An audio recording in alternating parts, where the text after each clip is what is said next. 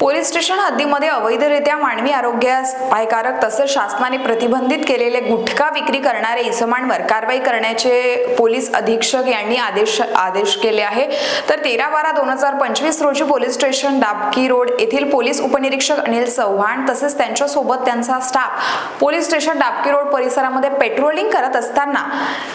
ASI Deepak Tayde यांना गुप्त बातमीदार यांच्याकडून माहिती मिळाली की एक इसम गोरोबा काका मंदिराचे कमाणी जवळ त्यांच्या हातामध्ये पांढऱ्या रंगाची बोरी घेऊन त्यातून गुटख्याची विक्री करिता वाहतूक करीत आहे। अशा खात्रीलायक बातमीवरून 2 पंचांना बोलवून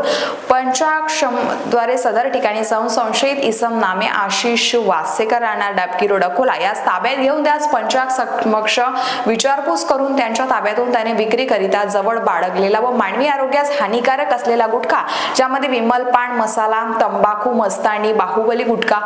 RCB पान मसाला अशा नमूद कंपनीचे गुटखा पॅकेट